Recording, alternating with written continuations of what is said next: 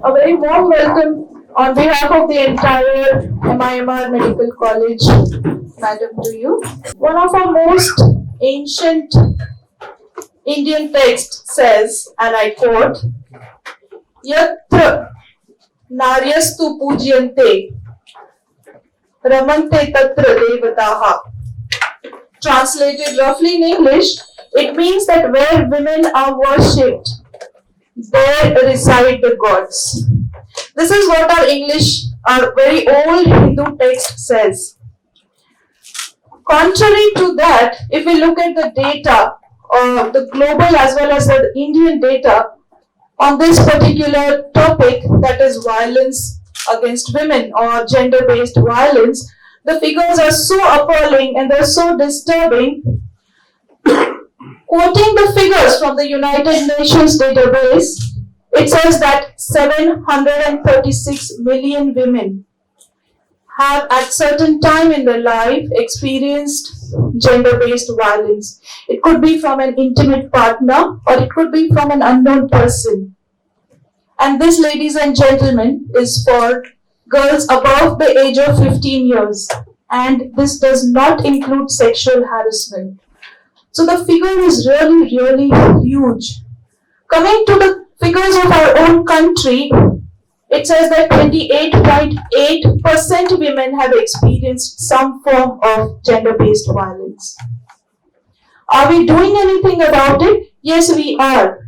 There's lots of provisions. There have been amendments in the law. You can see there have been amendments in the Constitution.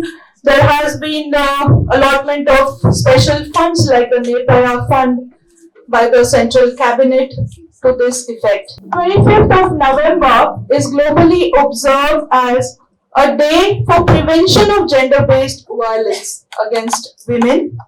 This year, the United Nations Women's Division has decided to launch a 16 days activism which ends on the 10th of December. 10th of December is Human Rights Day. They have named this movement Orange the World. Orange the world. Let's turn the world orange. Why the color orange? Because orange is a bright, beautiful color promising positivity. So in this 16 days of movement, Madam DCP, we at MIMER Medical College, under the guidance of our ever-encouraging Executive Director and a Principal, we have also carried out certain activities to raise awareness in the least about reporting what all can be done to prevent all this. And we have continued this from the 25th of November and we want to take it right to the 10th of December. So we welcome you once more for this and we hope to learn a lot from you. And may I now call upon our Principal, Dr. 𝗚𝗶𝗶𝗿𝗂𝗀 madam, to give a welcome address. Good afternoon. Dignitaries of the dais, Honorable DCP Ms Pournima Gaikwad, Honorable Executive Director Dr. Suchitra Nagre madam, and audience. Elimination of violence against women, ending gender-based violence. या विषयावर मार्गदर्शन करण्यासाठी आज आपल्याकडे honourable DCP Mrs Purnima Gaikwad आपल्यामध्ये उपस्थित आहेत.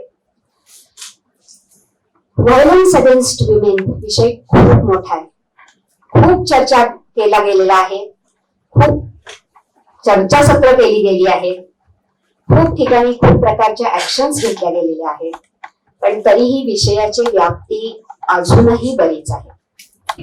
समान संधी, समान हक्क आणि जागरूकता ह्या विषयांवर खूप ठिकाणी खूप प्रकारचं काम चालू आहे.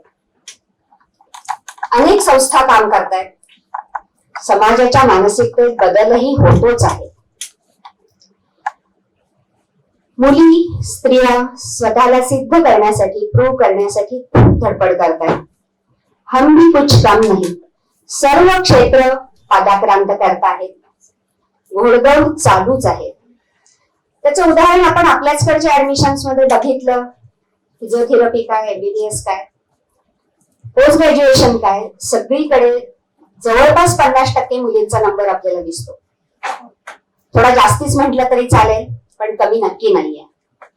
सो सर्व लेवल्सना प्रयत्न स्वतःला प्रूव्ह करण्याचे मुलींचे, स्त्रियांचे चालूच आहेत. कुठलंही क्षेत्र मागं नाहीये.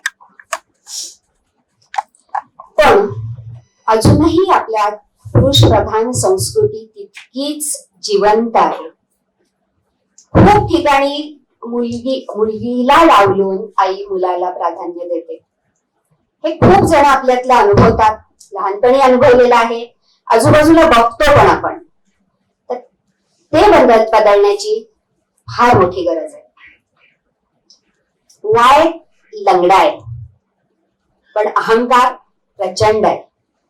सो त्या अहंकाराला कुठंतरी कमी करण्याची गरज आहे आणि त्याच्यासाठी ह्या सगळ्या ऍक्टिव्हिटीजचं खूप महत्व आहे. गप्पा सुरू झाल्या की सांगायला जवळपास सगळ्यांकडे आपल्याकडे खूप गोष्टी आहेत. स्वतःचे अनुभव, आजूबाजूच्यांचे अनुभव, ऐकलेले अनुभव, वाचलेले अनुभव, पाहिलेले अनुभव, अनुभवांचा खूप साठा आपल्याकडे आहे. निर्भया केसचा आरोपी मायनर म्हणून सुटणं हे तर अत्यंत दुर्दैवी आहे. म्हणून गरज आहे की ज्या गोष्टी घडतायत, पण म्हणून गरज आहे कायद्यामध्ये बदल होण्याची. म्हणून गरज आहे शीघ्रगती न्यायालयांची. गरज आहे जबरदस्त शिक्षेची, की ज्या करवी कुठलाही गुन्हा अशा प्रकारचा करताना कुठलाही पुरुष 1000 वेळा काय अनेक वेळा विचार करेल. इतकी जबरदस्त शिक्षा खरं तर होण्याची गरज आहे. आणि गरज आहे मुलग्यांना योग्य शिक्षण देण्याची. ही जबाबदारी परत आपलीच आहे, एका स्त्रीची आहे. फक्त मुलींना सांगून चालणार नाहीये की अगं तू हे असे कपडे घालू नकोस, इथे जाऊ नको, उशिरा येऊ नको, 7च्या आत घरात ये. नाही, हे जेवढंच गरजेचं आहे, बरोबर आहे, त्याच्या कैक पटीने जास्ती आवश्यक आहे मुलग्यांना शिक्षण देण्याची. शिक्षण ही रिस्पेक्ट द वुमन, शिक्षण रिस्पेक्ट ईच अदर. धन्यवाद. पुन्हा एकदा मी डीसीपी मॅडम पौर्णिमा गायकवाड यांचं स्वागत करते, आपल्या सगळ्यांचं स्वागत करते आणि रजा देते. धन्यवाद. Thank you, ma'am. Very powerful message in those very few words by our principal. It gives me immense honor to formally introduce our guest for today, Madam Pournima Gaikwad. She is currently working as Deputy Commissioner of Police in Zone 3 in Pune City. She has done her MA in History and MBA in Cooperative Business Development. Madam was selected as the Deputy Superintendent of Police in 2003 and she has worked in Amravati, Buldhana and Aurangabad districts. She was promoted as Superintendent of Police in 2011 and posted at Nagpur as the head of State Intelligence Department for 12 districts. She was praised in her circles for ensuring that the 2014 Lok Sabha and Vidhan Sabha elections were conducted violence-free in 11 Naxal-affected districts of the state. Later, she was appointed as SP CID Konkan region, where she efficiently led the investigations into the infamous 550 crore 𝗗𝗏𝗃𝗃 corporation scam. In 2016, she was appointed as the commandant of the SRPF at Navi Mumbai. And ladies and gentlemen, we have a COVID warrior of her own rights as our guest today. During the COVID pandemic, she personally went donning on PPE kits and leading her teams and identifying infected people, particularly in the difficult slum areas. And she helped health workers like us locate these infected people. She made effective use of various modern tracking equipment in detecting both patients as well as suspects during this COVID pandemic. I do remember reading and looking at the TV for news about this huge problem of migrant workers. Madam personally took up the Herculean task of gathering information of these hundreds and thousands of migrant workers, and she personally facilitated their safe return to their respective hometowns. To improve the communication skills of the entire staff of her zone, Madam has taken an initiative and she conducts weekly online training sessions for the officers and staff through a US-based journalist who goes by the name of 𝗞𝗵𝗆𝗄𝗱. Madam has formed a Pune Police Psychological Wellbeing Group. And how great is that, Madam? Really kudos to you for thinking on these lines. This comprises of social scientists, psychiatrists, and psychologists. This group has conducted more than 40 sessions for the policemen in Zone 3, and it helps them overcome stress-related disorders. Her father was a senior police officer, and Madam's husband, Mr. Satish Khandare, is also an IPS officer and has been appointed as the first DG of Police of the newly formed Union Territory of Ladakh. May I now request our Executive Director, Dr. Suchitra Nagre Madam, to kindly felicitate our guest for today.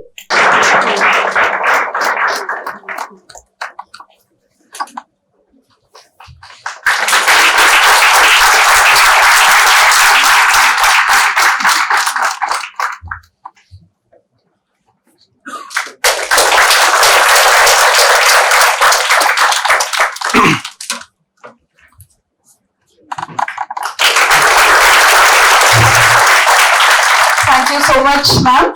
All of us are eager to hear you, madam. So may I please invite you to the podium and let us all hear you speak. Members of the Honorable Dais, Honorable Professors, Teachers, Honorable Nurses, and my dear students. It is an honor to come and address you today.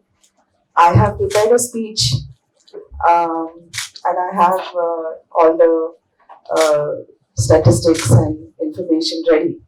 So it can go either ways. We can follow this, or we can follow an interaction model, or we can have both. I can finish this off ASAP. And because most of the things have been enumerated by Honorable Principal Ma'am and Ma'am also in the introductory session, the theme, the intention, why we are here today, and I must say that I'm very happy that there is a different kind of a gender inequity here. I congratulate you for that, and this is. I wish it was different though, because more than all of us would agree, more than us, it is the other halves who would perhaps like to go through this kind of interaction. But nevertheless, I hope you will be the carriers of message and whatever little we can do in our own ways to bring about this gender inequity as a dialogue, as a discourse in our conversations. And what more an institution than a medical institution to start that, because this is where God taught us, right? That we don't choose; it is a choice of God, and hence we must all respect that. And that is the initial starting point of our discourse on this particular topic that we have brought upon ourselves to discuss today. I wish to start this discourse on a different level. First, I would like to enumerate, just for your information, the kind of legislation that we have in place with respect to women's rights and protection of women's rights in India. All of you are aware of this, but I had asked Darpan, who is a very dear friend, what is the expectation, because police and doctors coming together, the synergy should be something that is beneficial to both, not something that you already know, and I should not be hammering on that. But he sort of gave me an outline, and I have resolved to stick to it. So I will talk about some of the legal provisions that are in place for protection of human rights and protection of women's rights in India. All of you are aware of that. I'm just going to enumerate. Any one of you having any kind of question relating to these legislations, how they work, what are the protections that are offered. I am willing to answer that to the best of my capacity. There is no particular sequence in terms of the antiquity of the laws that I'm going to enumerate here. This is just to bring to your notice the kind of work that has been done at governmental level to offer whatever support we can to women and girls and girl child, which is, I believe, a very comprehensive, well-meaning effort. At the end of this entire discourse, I would like to, start a debate, sort of a mental debate in your mind, that in spite of having all these frameworks in place, in spite of having all the statistics in place, what is the reason that we are supposed to have a discourse on this today? We never see men celebrating Orange Days and entire 16-day activism for their rights. So somewhere I think the discourse should shift to celebrating or enunciating that this is nothing great, but a basic human right to be considered as an equal. So I'm just enumerating these laws so that you get a fair idea of the gamut of intervention that the government has undergone. Of course, this is in line with international standards, but we have certain specific things like sati. So having a law enumerating the prevention of sati, so that is something that is very unique to India. We have the Hindu Women's Right to Property Act, Hindu Succession Act, again, which have given primacy and defined the rights of women with respect to property, which I believe is a very fundamental economic right, especially in Hindu succession law, which had not given Hindu women equal right to property in terms of succession. Then we have Protection of Women from Domestic Violence Act 2005, as you all know, that 70% of Indian women face domestic violence at some point or the other in their married lives. So this is a very important act which hopes to eradicate that inequity. We have the Dowry Prohibition Act 1961, the Immoral Traffic Prevention Act, Muslim Women Protection of Rights on Divorce Act 1986.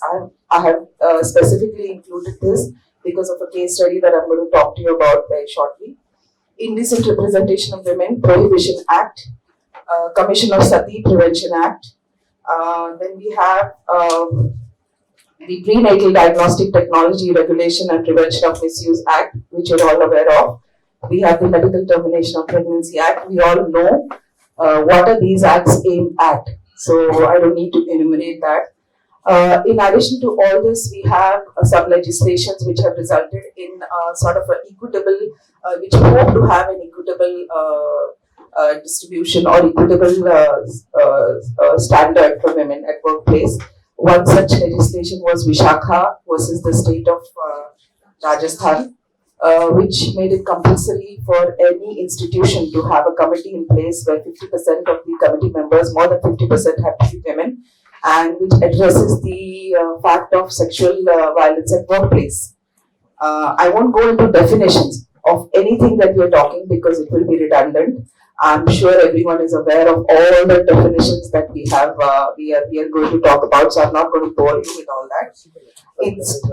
In addition to all these acts, we have the basic IPC, which in its own way protects the rights of women. We have a very important section which has been very aggressively used by women these days across all sections, the lower classes, the middle classes, the higher classes, and that section is section 498A, which protects a woman from mental and physical violence at the behest of husband and his family.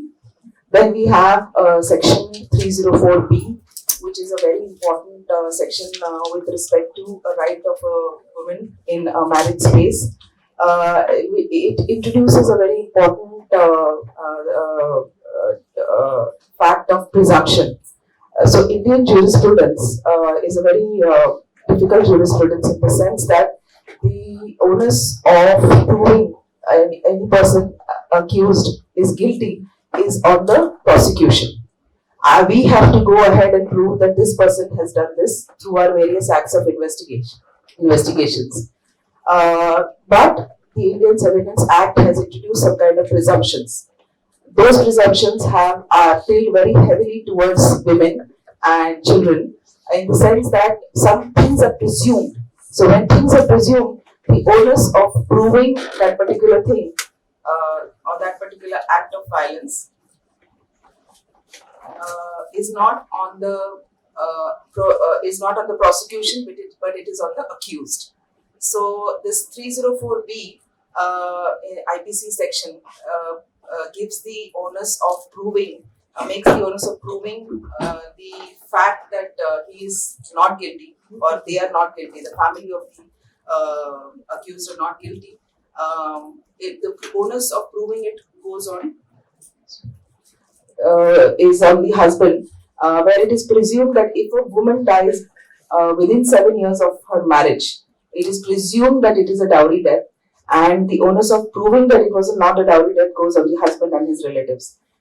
This is a very important, I believe, presumption that is being introduced, where it is being assumed that within 7 years of marriage, if a woman dies, it is to be considered as a dowry death.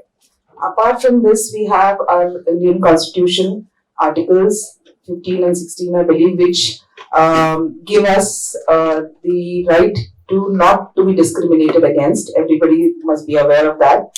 Apart from this, we also have a lot of other provisions where trafficking is being punished. Adultery is also punishable, and thankfully in that phrase of adultery, they have mentioned any person. So it is not just the women or the man who is persecuted here, but any person who is having. So I believe there is a lot of gender neutrality that they have introduced here. Apart from that, there are laws which punish getting a female into prostitution. There are laws for living off a prostitute. So if a person is living off a prostitute or a sex worker, there is a minimum punishment of 2 years if it is proved. So all these kind of legal framework, I think, is solid with respect to anything and everything that is related to a woman.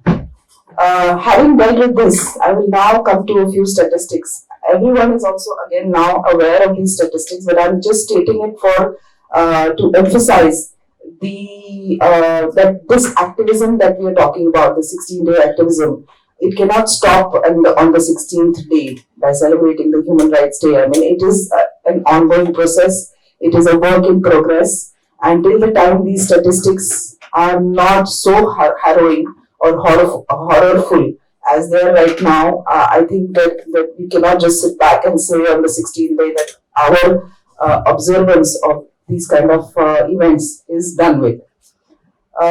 As you are all aware, every 3 minutes a crime is committed, and these I have taken only Indian statistics. I'm not taking the world statistics here. I'm not talking about any of these statistics are not the world statistics. Every 3 minutes a crime is committed against a woman in India. There are 5,000 dowry deaths recorded every year in India.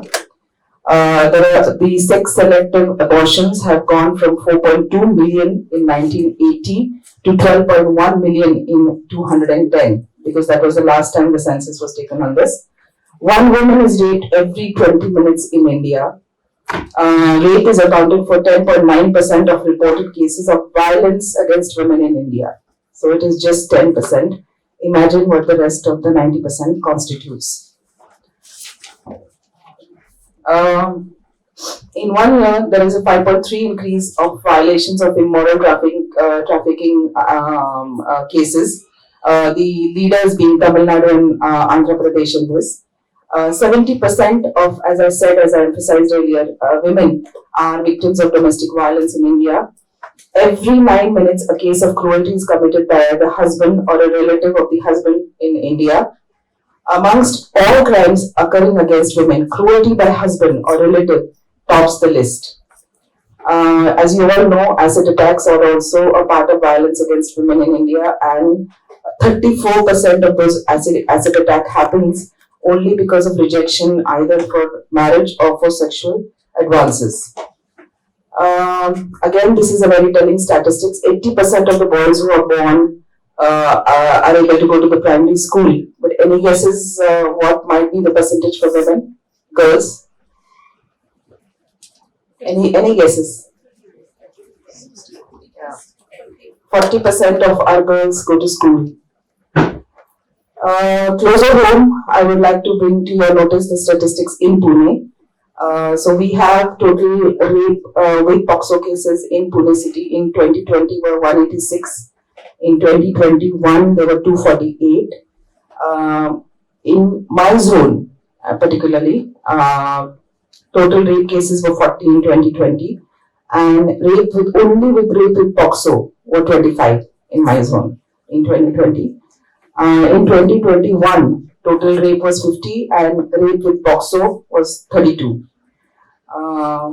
498A, again, I'm talking for my zone. I've not taken a representative of Pune. So 2020, there were 54 cases that were reported. We can put it down to pandemic. And 2021, 39 cases were reported of 498A, that is violence against women. So these were the statistics, I feel, some which are very telling. I hope you all agree with them, because they deal with the entire gamut of violence against women in India, and I'm sure it is a representative of the world also. Having dealt with that, I will I will now open this with a few cases that I myself experienced while dealing with this, because that will show the kind of intervention that we need to have. The cases that of violence against women that come to us, again, it's like you doctors. We are not there at the inception. We are not there when it's like how you deal with diseases. You're not there at the inception of the disease. You come to it when it has manifested itself well into its advanced stage. That is exactly how we are dealing with violence against women in India, the police force here. We are at the receiving end of the entire gamut of this societal gender inequity. A few cases just before, I thought it was very serendipitous that just before I was to come here, I got a call from a very senior IPS officer, and who has retired, and he said that his friend had is in a predicament, not a predicament, is in trouble, and I would like him to help him, as he stayed in my zone. So the crime, so to say, he had committed was, there was a maid that was working with him before pandemic, and she was a girl. She left and she came back, and after coming back, she said that she would like to work. He said, okay, fine, come to work, and gave her a cup of tea and dropped her at some place. In the night, he received a call from her mama, saying that you have abused my girl child. The mother and his bhanja had reported to him that he has abused the girl child, and she's not a girl child, she's 16-year-old, but so he had abused her, and this gentleman believed that his friend was very innocent, and he said that he's been framed, and the guy is aiming only for extortion. And one can only imagine the kind of ecosystem that will happen. He said that he would like to come and register a complaint. I said, what complaint would you like to register, sir? So he said, of extortion. I said, has he made any demand? So he said, no, but he will. So I said, okay. Then whatever you wish to say, I can't stop him from saying what he wishes to say. So I said, if fine, you can put it down in writing and give it to the police station. No, I would not like to give it to the police station. I would like to come and give it to you, because when a senior officer intervenes, then it is looked at differently. I said, looked what differently, sir? He said, this is extortion. So I said, but he has not made any demand. He is just accusing you that you have violated his child's space. So he said, no, but that is not done. I mean, my friend has not done, and I stand witness to it. I said, were you there? He said, no. So I said, he's alone in the house. I'm not presuming anything here, mind you. But look at this ecosystem. Now the senior IPS officer will come to my office, will give an application. He will go to the police station. He will with his friend, with his so-called innocent friend, and then he will give an application. And I'm very interested to see how this pans. So this is just one example of the way this entire thing will pan out at a societal level. When I was in Perbani, I'm not going to give you any solutions, ready-made solutions. I'm going to just cite the telling examples or the telling cases that I have come across where I have felt helpless. Imagine a police officer feeling helpless. I was in Perbani. During our training, we are made in charge of police stations for 3 months so that you come to know how a police station functions. So I was made in charge, and I was sitting in the police station as a thanedar, and a Muslim woman in a burqa with a small child in her arms, she came wailing, howling into the police station. Madam, bachao, madam, but I was like, what has happened? So it took me around 5-6 minutes and you are a trainee, you were very joshful about everything. You feel you can change the entire world, and you're so gung-ho about everything. You want to solve a problem then and there. A bitch, I will do it, like kind of a thing. Our interns are like that. Our interns feel like yeah, exactly. And cheers to that. And I wish that our experiences and our life doesn't batter that light out of us. But so I gave her a glass of water and I calmed her down, and it turned out that her husband of 3 years had abandoned her for another woman, and she was devastated. So I said, and they had a love marriage. So it was very perplexing. Abandon किया है, ठीक है, तुम पढ़ी लिखी हो, हाँ madam हूँ, मैं 12वीं पढ़ी हूँ, ये हूँ. तो मैंने कहा तो जाए ना, मतलब तुम कुछ करो अपना. You won't believe it. I had to call her husband. It took us 8 man-hours of collective people, of 4 people in the police station, to sit and talk to them and get him to understand that he cannot leave her in spite of my best intentions of, just kicking his butt out of that police station.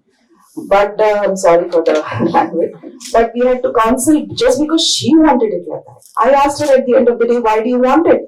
So she said, because I don't know what else to do. I'm so helpless. मैं कहाँ जाऊँगी? मैं क्या करूँगी? मैं इस बच्चे का कैसे करूँगी? So I said, कर सकती हो. तुम think तो करो. You think at your level and you will do it. क्या है? 12वीं के बाद 3 साल करना पड़ेगा. There are so many organizations that I will bring on board for you. I will help you. You just take the stand. She just wanted to be with that guy who did not want to be with her. So that is the first time I felt helpless. I'm here, the system is here, everyone is offering help, and I would have seen this go to its logical end. But ma'am wanted to stay only with her husband. There was a serial rapist that one case that I handled in Parbhani. And again, I'm stressing here one aspect of that serial. I won't talk to you about the entire case, but one aspect where a girl in 2nd standard was raped and murdered, and that guy had left some clues, and it was like a witch hunt for us. And he had left some clues for us. So he had said that, I have done this here and that there and that there. So with this, we could identify at least 6 to 7 rapes with murders that had been unidentified so far in the entire Maharashtra. And while we were retracing our steps, we realized that there were around 8 to 10 such kind of cases in the same police stations where they said, "Arey ha, माझी मुलगी पण घेऊन गेले होते ते." And this was of personnel. So 8 personnel, police personnel's child who had been picked up by the same guy, taken to isolated places, raped perhaps because they refused to tell us, and they got 8 police personnel across Maharashtra, and who had refused to report it. Why? Because he was working in that police station. Number one. Number two, because he didn't know what the future of his girl child would be once he reports this case of abuse. Three, because anyway they wouldn't be able to trace, so what's the use of going through this whole thing of lodging a thing. So we had 8 victims who were unaddressed, no counseling, no support, and I just shudder to think what kind of persons they would have turned out to be right now. So that is one aspect which was horrifying for me. It was not, so there were 16 other cases which we came to know of citizens who are civil citizens who had not reported because they said that ab kahan kaise kare bachchi ka ye ho. These were 8 personnel in those 8 police stations which had recorded deaths. So their colleagues' daughters were also picked up. So and they refused to report these cases.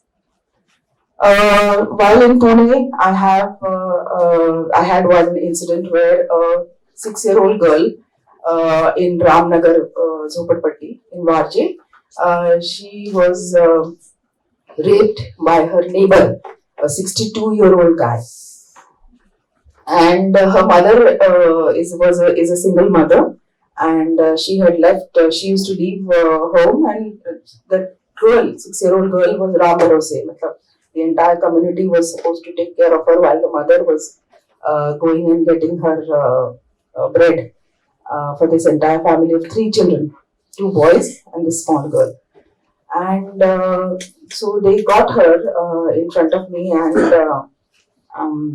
I changed my uniform. I came into civil, and I was asking her.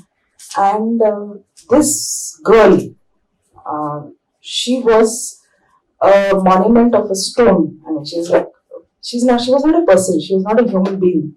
There was no expression on her face. There was nothing that shown that she's hurt, she's been violated at. And so it took quite some time for me to get her to talk. And when she started talking, she narrated it in such a matter-of-fact way. And this was not the first time that 62-year-old guy had done it. I believe this was the 13th or the 14th time. This time, there was another grandma around who noticed that this girl is gone for a long time. And she went searching for her, and then she caught this guy doing it. And that is when she brought it to our notice. So we asked the mother whether she had reported these earlier abuses. She said, no, ऐसा कुछ नहीं हुआ, कुछ भी नहीं किया उसने. मुझे कभी बताया नहीं, ये नहीं किया, वो नहीं किया. After some time, I again asked the girl whether she had reported this to the mother, and she said yes, every single time she had reported to her mother, but her mother did not take heed of it. And I am working on that girl still. I'm in touch with her, but I don't see any human emotion in her. Any human emotion. She's now 8. This was as soon as I had come. And we are working with her, but I don't know when I will reach her heart. There is a sex workers case that was registered in 𝗏𝗏𝗃𝗃. I don't know if you've heard about it, but I'm talking about this because it is an institutional, the way violence against women is perpetuated institutionally. I just want to give you an example of that. So this particular institution works for sex workers and alleviating their problems. So there's a scheme that was declared by the government of Maharashtra during pandemic. They said that these sex workers are out of work, so we must help them. So it was a scheme wherein they gave them a particular stipend along with food. So these NGOs were given the responsibility of giving them food and the stipend. All they had to do was give them names, only names, no identity. And no identity because they do not obviously want to expose them and stuff like that. So they had a huge enrollment of around 7,000 women. And while we were, so how it came to our notice is because one of the women from the one particular slum, she came to me saying that she was enrolled for this, and there was this middle person who enrolled her. She took her to the bank and withdrew all her money. She was supposed to give them the money. She gave them the money, and only 1,000 rupees of that 10,000 rupees was she given back. So she complained to us regarding that, and she said, "मेरे 10,000 नहीं मिले मुझे." So then I asked her, it is not the right thing to do, but then I asked her, was she a beneficiary? She said, no, beneficiary kaha ka? We don't know, but she said that there was this particular person who came to the slum, and they said that, we are just going to enroll women for some kind of beneficiary. You are going to get assets, तुम्हाला फुकटचे 3,000 रुपये मिळतील, आणि त्या 3,000 रुपयांमध्ये तुम्हाला काय करायचं तुम्ही हे करा. So like that, 6,000 to 7,000 women were enrolled, and तेवढे ते सगळे बाकीचे जे beneficiaries नव्हते, that particular amount was siphoned off. And in this particular case, I came to know the extremely exploitative manner in which institutions work, who are so-called, they say that they're elevating the conditions of these sex workers, but the entire system was so exploitative that it almost, it created a very bad feeling or a bad taste. It left a very bad taste in my mouth. So this was another example of how violence against women is perpetuated. I'm not going into the depth of it, but it is just a telling example of how systemically also violence against women is perpetuated. So these are some of these, so to say, cases that I have shared with you. I will now ask you just 2 or 3 questions, and you may perhaps answer, and you will come to know the seriousness of the problem that we're trying to deal here. We can call it a game, although it will go against the spirit of this thing, but there is no other way in which I can describe this to you. You have to just answer, okay? So I will talk to you about the phase of a woman's life. Then I will talk to you the type of violence that is perpetuated against her, and you have to tell me who the perpetrator is. Okay, so let us do this. The first phase of a girl child or a woman's life is the prenatal stage. The type of violence that is perpetuated against a woman at a prenatal stage would be female feticide, right? Who do you think is the perpetrator? In-laws. I think it's the mother. Okay. Yeah. We'll say parents, primary caregivers. Yeah. The second phase of a woman's life would be infancy. Okay. What do you think are the kind of types of violence that are specific to this phase? Can you give an example? Molestation. Female infanticide, differential access to food and medical care. To just name 2. Child battery. Education. Okay. Who do you think are the perpetrators? Primary caregivers? Yes. The third phase of a woman's life would be childhood. Okay. I'm going to enumerate some of the violence that is perpetrated against women at this stage. Female genital cutting, differential access to food, medical and education, incest, sexual molestation, child commercial sexual exploitation, violence in school, and early marriage. Okay. Any guess who the perpetrators are?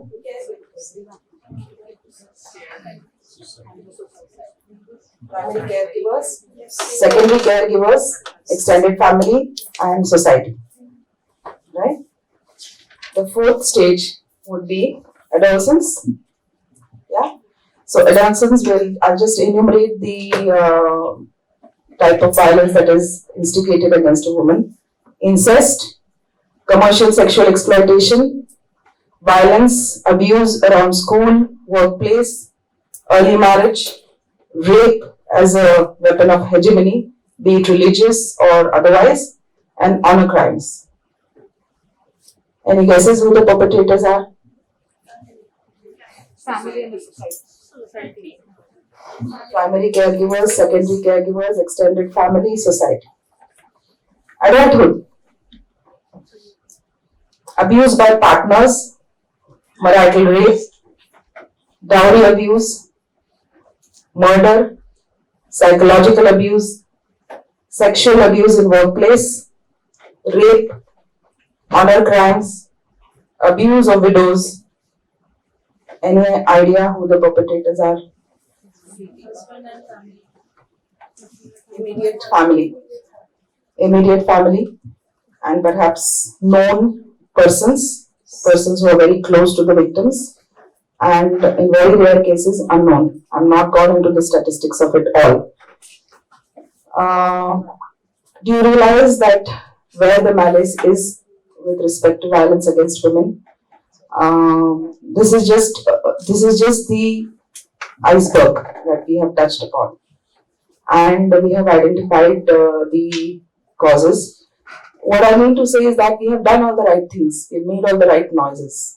We have identified things. We have enumerated things. We have put legislations in place. We have an SOP. Everything is in place. But what is not in place? What is not in place? Awareness and a will to deal with this gender inequity. Until and unless we do not do this, until and unless we do not deal with gender inequity in our minds, in our society, in our upbringing, in our culture, in every aspect of our life, and recognize that protecting women is protecting human rights. It is a basic human right to live a life of dignity. Till the time we do not recognize this, I don't think that violence against women will stop and we can take a back seat on the 16th day and say, now let us do this in the next November 25th and then address it on the next November 25th. So I believe that this should be a starting point of our journey, and the theme of this year's is ending violence now. Now. Okay, so the now is very immediate. It is very much here. It is very much now. There is an immediacy to it, and there is an intolerance in that now. Until unless we do not have that intolerance in the now, it is not going to end. So let us all resolve this to have a sustained dialogue, a sustained interface with every machinery that is fighting to bring this injustice and deliver human rights. Thank you.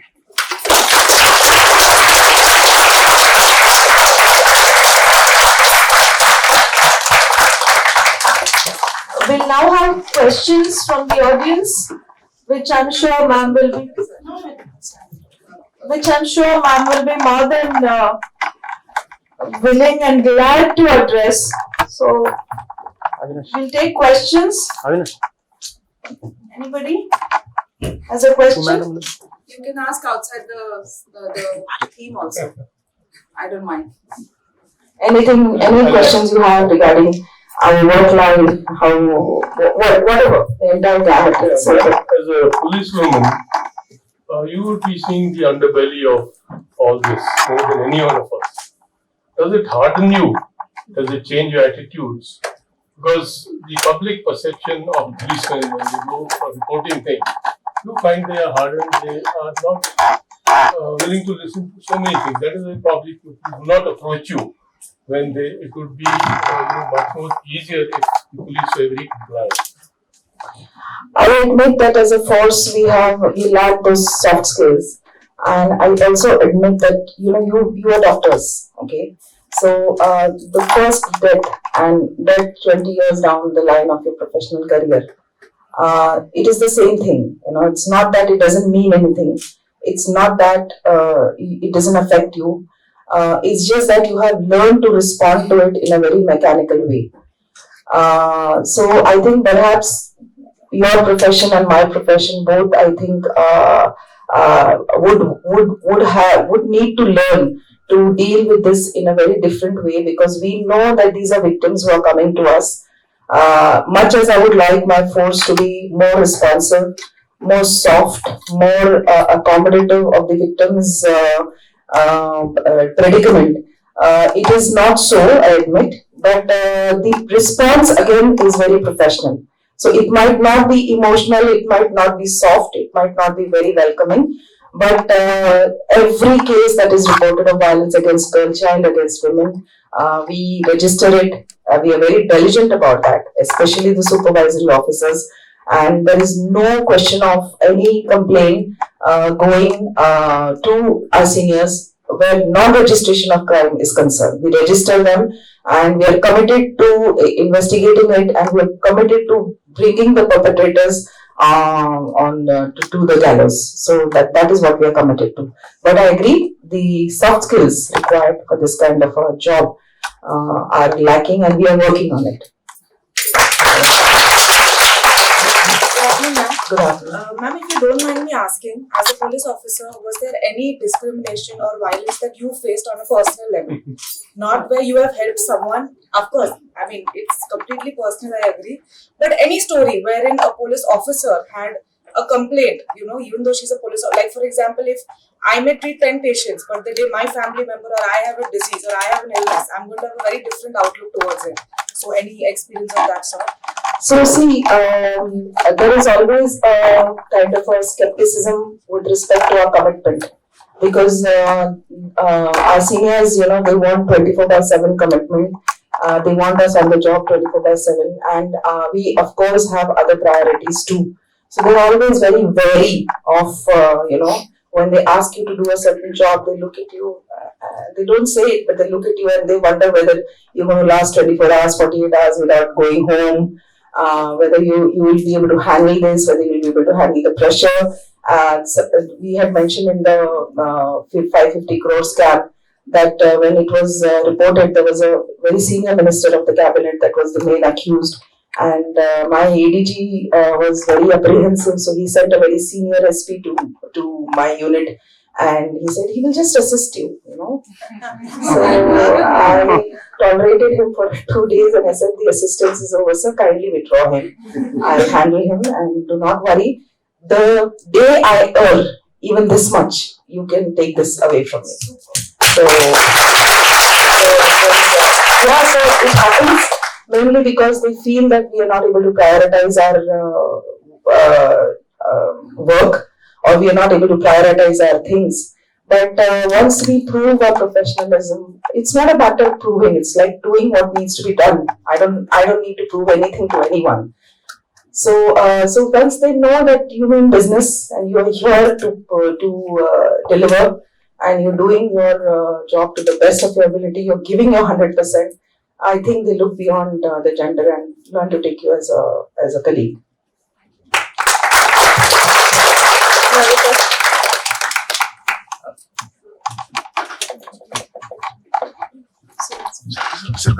First of all, congratulations for an excellent deliberation, and it was heart to heart, and it really touched us in many ways. Thank you. You are a very strong woman because you have got certain rights and certain power with you. But how do you think that a common woman can deal with this discrepancy in society, and what we should do to open up more, and what we should do to help these sufferers at large? Oh yes, so in this entire discourse, because I saw a lot of you losing interest, I did not dwell on the ways to prevent this. But you have mentioned a very good point. So the thing is that the one thing that has struck me as a police officer when it comes to violence against women is that the helplessness everyone feels across the board, across the ages. So if it is an old lady who is abandoned by her children who comes to us, and we take recourse to I hope all of you know that there is a Senior Citizen Act which gives certain rights to senior citizens as parents, where they make the children accountable for the upkeep and care of their children. So be it a 65-year-old lady who is abandoned by her children to a 6-year-old girl who has undergone rape, there is this utter helplessness that I feel, and that is the first thing that strikes me. And that helplessness comes because the support systems around her have failed.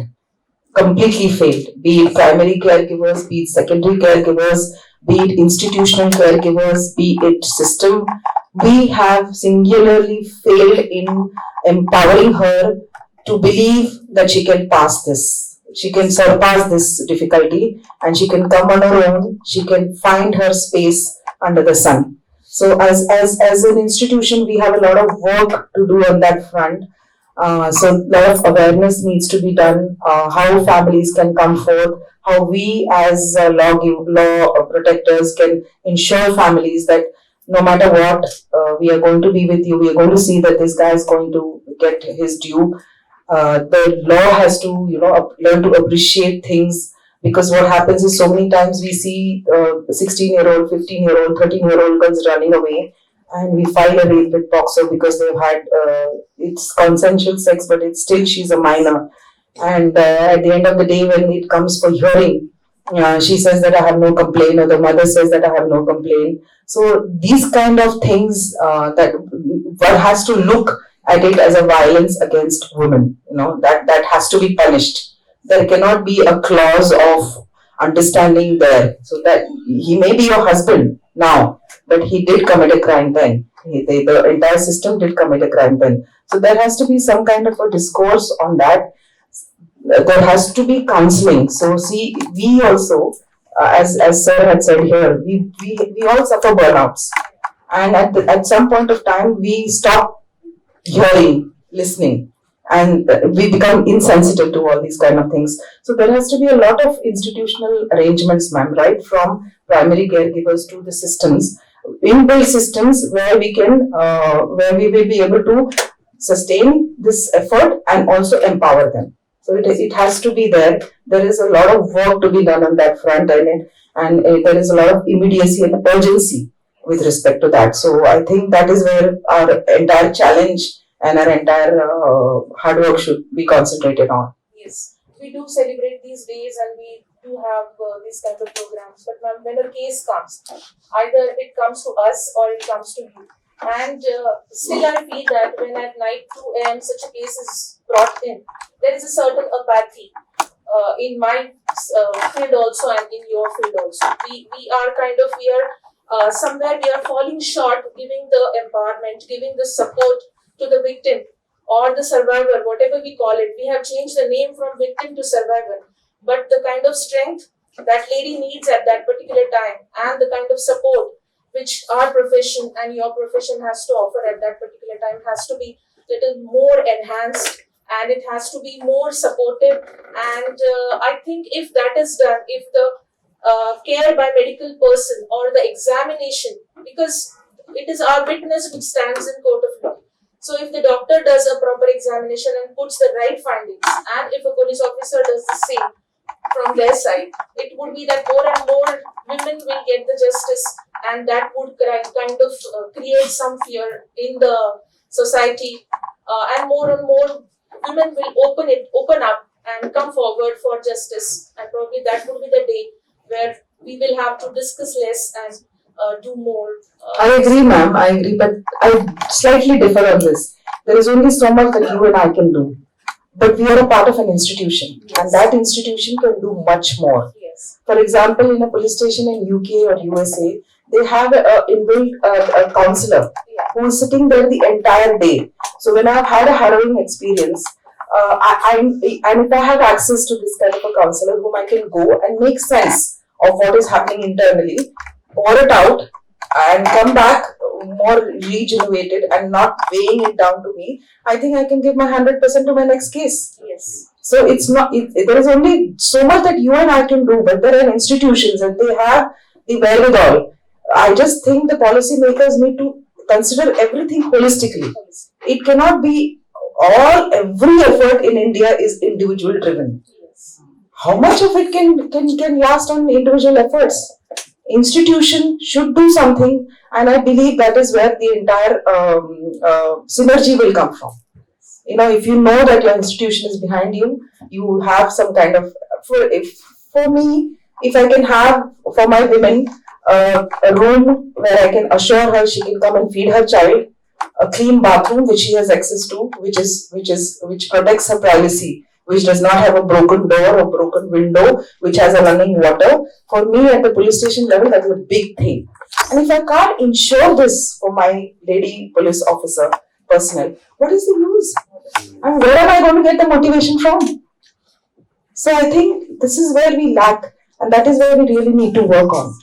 And we as citizens can do that by asking these kind of facilities from our institutions, by having some kind of groups and voice it. There's so many avenues open for us now, emails and groups and all that. So we can have this kind of pressure groups and seek these kind of facilities. Sehat and all are working a lot on this. Even as a group of gynecologists, we are putting in a lot of efforts. But still so much to do. Yes, yes, I agree. Thank so you. much. Thank you. Welcome. Nice having you.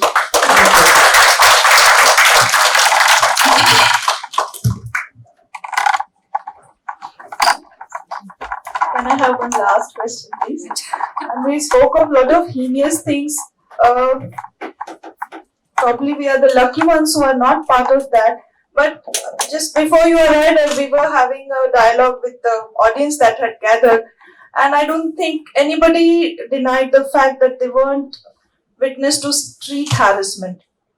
Now, something like street harassment, I think everybody will fully agree, does take away my honor as much as anything else would. But then all the time we are told to hush up about it.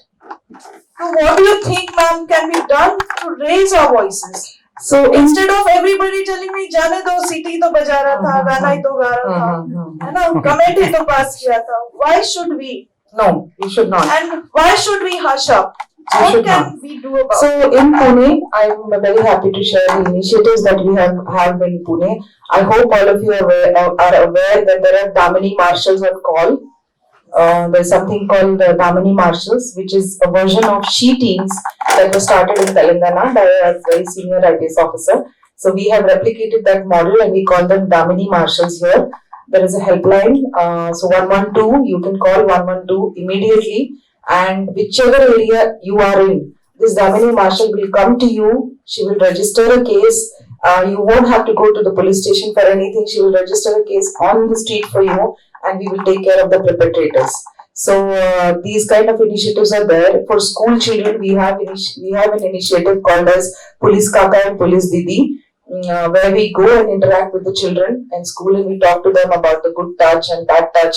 I myself have done a lot of sessions in our schools, and so we have that Police Kaka and Police Didi. We exhibit our numbers at some points in school, and we have a suggestion box wherein they can put in complaints. So if they are uncomfortable of sharing any kind of violence that they are facing with the teachers, we say that you put this in this box. And I must share this with you that when schools were on, our hands were full. In spite of having teachers, in spite of having professors, our hands were full. So I had to train my police kakas and police didis on how to respond to this, because we are not trained to handle children with this kind of violence, who have undergone this kind of violence. So our hands were full. So these kind of initiatives are there, and please make use of them. We are there and we have allocated them only that duty. Unlike all of us who are always multitasking, we have ensured that 𝗲𝗍𝗍 marshals are not given any other duty other than protecting women's rights. So kindly make use of this facility. A very good evening to all of you, and thank you, Gaikwad madam, for coming all the way from Pune just to discuss and share your experience with us. काल आपले भारत देशाचे राष्ट्रपती महाराष्ट्राच्या दौऱ्यावर होते, specially पुण्याच्या दौऱ्यावर, आणि मॅडम रात्रभर ड्युटी करून तरी she called in the morning की मला थोडासा लेट होतोय, चालेल का. सो आय वॉज सो इम्प्रेस्ड की स्वतः त्यांनी सांगणं, आणि आता आल्यावर त्यांनी मला सांगितलं की मला ड्युटी होती, मला माहित नव्हतं, आणि I was on duty all time. So I would like to give her a round of applause.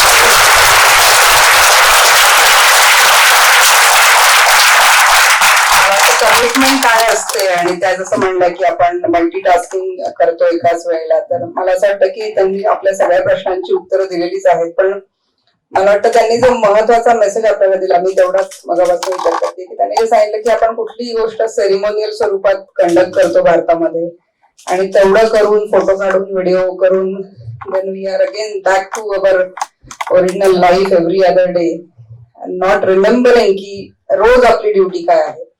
सो मला नेहमी असं वाटतं की ऍज अ इन्स्टिट्यूशन, त्या ज्या इन्स्टिट्यूशन त्या सोसायटी बद्दल बोलवत्या, पण as a institution of education I think I was just wondering की आपण काय केलं पाहिजे. मी लिहित होते तर आता त्यांनी जे सांगितलं की दामिनी मार्शल ज्या आहेत, तर आपल्यासारख्या संस्थांमध्ये याचे बोर्ड्स पाहिजेत की तुम्हाला काही त्रास झाला तर 112 नंबरला कॉल करा, आणि whatever inputs are there we should share with the people who are known to अस.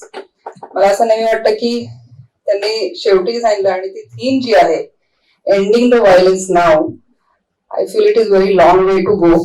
कारण ending anything even if disease is so difficult. पोलिओचं आपण अजूनही इरॅडिकेशन करतोय, लेप्रसीचं अजूनही इरॅडिकेशन करतोय. तर मला असं वाटतं ending the violence now is very long route, but definitely few steps towards it will make a difference. We always keep on thinking की मी केल्याने काय होणार आहे, ते काय बंद होणार आहे का वगैरे. पण मला असं वाटत नाही. मला असं वाटतं MIT मध्ये आपण नेहमी शिकवलेलं आहे सगळ्यांना की जे काही तुमचं कर्तव्य आहे ते करा. तू जे म्हणलीस की रस्त्यावर शिट्टी वाजवल्या काय करतो, मी मला जे द्यायची एक ठेवून, पण आय डोंट नो, तेवढे गट्स पाहिजेत. आणि मग समाज तुमच्याकडे कसा बघेल याचा विचार न करता तुम्ही जर चुकीचे नसाल तर तुम्ही त्या दिवशी पावलं उचलली पाहिजे. असं मला कदाचित लहानपणापासून माझं तसं अपडेटिंग आहे की तुम्ही चुकीचे असाल तर तुम्ही चूक मान्य करा आणि सुधारण्याचा प्रयत्न करा, पण दुसरा चुकत असेल तर त्याचं पॉइंट आउट करा. Just don't be a sufferer all life through and then at the end of it again बायकांना तेही सेलिब्रेट करण्याची सवय असते की मी कसं आयुष्य काढलं. तर नाही, म्हणजे this is just my views about looking at this topic की प्रत्येक गोष्टीला तुम्ही माझ्याबद्दलच का असं म्हणण्याची गरज नाही. मॅडम आता जे सगळे एक्सपिरियन्स सांगत होत्या, रेपचे, परभणीतले, इकडचे तिकडचे, जेव्हा आपण कोविडमध्ये काम करत होतो आपल्याला वाटत होतं की आपणच किती प्रेशर मध्ये आहोत. पण बिईंग अ नॉन मेडिकल जेव्हा पोलीस डिपार्टमेंट, महसूल खातं कोविडमध्ये काम करत होतं, तर मी जस्ट विचार करायची की आपण तर वाचलोय मेडिसिन. सो त्यांनी जेव्हा भीती न बाळगता जेव्हा लोक पुढे आले तर दॅट इज मोर प्रिडिक्टेबल. सो तुम्ही नेहमी प्रत्येक गोष्टी खरंच म्हणजे पोलीस डिपार्टमेंट म्हणजे आमच्या गाड्या खूप अडवल्या जायच्या तेव्हा, आमच्या गाड्या आम्ही रोज पोलिसांना त्रास द्यायचो की माझ्या डॉक्टरांना तळेगावात येऊ देत नाहीये, अलाउड करा. We were submitting a list of people commuting from Pune every other day to the police station with the name of car, name of the person, name of the mobile number, everything on one page. 500-700 लोकांची list रोज आम्ही update करायचो नगर परिषदेला. पण that was all together different experience. मी एवढंच म्हणेन शेवटी की एंडिंग व्हायलन्स नाव ही जरी थीम असली आणि 15 दिवसाचा पंधरवडा जरी सेलिब्रेशनचा असला तरी मला असं वाटतं आपण नेहमी योग्य ठिकाणी बोललं पाहिजे. आणि आपल्या आजूबाजूला जर आपल्याला जाणवत असेल की काही चुकीचं घडत आहे कोणाच्याही बाबतीत, पुरुष किंवा स्त्री, मला ते समानता आणि याच्यापेक्षा मला असं वाटतं की स्त्रीची एक समाजात स्वतःची जागा आहे आणि पुरुषाची एक वेगळी जागा आहे. वे ऑफ थिंकिंग वेगळा आहे, कल्चर वेगळं आहे. पण आपण आपल्या जागी उभं राहून आपल्या हक्कांसाठी लढलं पाहिजे, ना की दुसऱ्याच्या तोंडाकडे बघत बसलं पाहिजे की तू माझ्यासाठी लढ. So it's always said that I don't want to save me, but I want you to stand by my side as I save myself. So I would like to thank you, madam, once again for coming all the way and enlightening us with your thoughts and sharing your experiences. माझ्या घरात police members आहेत पण त्यांचं आयुष्य खूपच वेगळं असतं. एवढंच मी बघितलेलं आहे की it is non comparable with any one. Actually खूप डिफिकल्ट असतं. म्हणजे आय थिंक मॅटर्निटी लिव्ह सुद्धा खूप कमी मिळतात पोलीस डिपार्टमेंटला, असं मी कधी ऐकलेलं आहे. म्हणजे की कॉन्स्टेबल्स आणि ह्या ज्या लेडीज असतात पोलीस डिपार्टमेंटला तर खूप स्ट्रिक्ट नियम आहेत अजून त्यांना, आणि तेवढी लिबर्टी नाहीये. पण तरी सुद्धा मला वाटतं कर्तव्यदक्ष राहणाऱ्या सगळ्या पोलीस डिपार्टमेंटल्या महिलांना सलाम करून we can close this session. Thank you very much.